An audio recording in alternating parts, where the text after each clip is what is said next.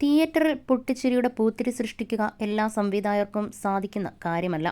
അത് നിരവധി തവണ അനായാസം സൃഷ്ടിച്ച സംവിധായകനായിരുന്നു ഷാഫി.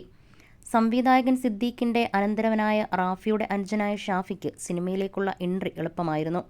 എന്നാൽ ജനങ്ങളുമായി തൻ്റെ സിനിമകൾ സൃഷ്ടിച്ച കണക്ഷനും അവയുണ്ടാക്കിയ ഓളവുമൊക്കെ ഒരു സംവിധായകൻ എന്ന നിലയിൽ അദ്ദേഹത്തിൻ്റെ പ്രതിഭയുടെ അടയാളങ്ങളായിരുന്നു. മലയാളത്തിൽ കോമഡി സിനിമകൾക്ക് പുതിയ ഭാവുകത്വം നൽകിയ സംവിധായകരായിരുന്നു സിദ്ദീഖും ലാലും. അവരുടെ ലക്ഷണമൊത്ത തുടർച്ചക്കാരായിരുന്നു റാഫി മെക്കാർട്ടിനും ഷാഫിയും. സിദ്ദീഖ് ലാൽ, റാഫി മെക്കാർട്ടിൻ, രാജസേനൻ എന്നിവരുടെ അസിസ്റ്റൻ്റായിക്കൊണ്ടായിരുന്നു ഷാഫിയുടെ സിനിമാ പ്രവേശം.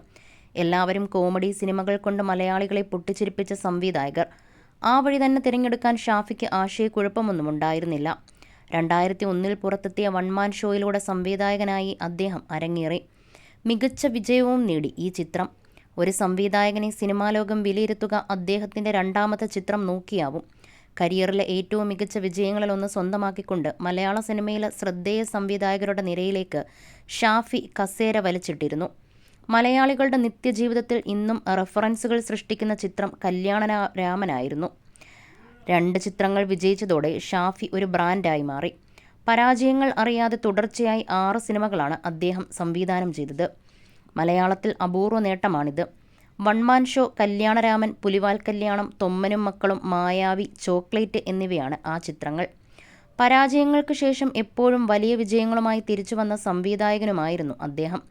മേരിക്കൊണ്ടൊരു കുഞ്ഞാടും 2 കൺട്രീസുമൊക്കെ അത്തരം തിരിച്ചുവരവുകളായിരുന്നു. ഒപ്പം പ്രവർത്തിച്ച സംവിധായകരുടെ സെറ്റിൽ കണ്ട പല മികവുകളും സ്വന്തം വർക്ക് സ്പേസിലും അദ്ദേഹം കൊണ്ടുവന്നു.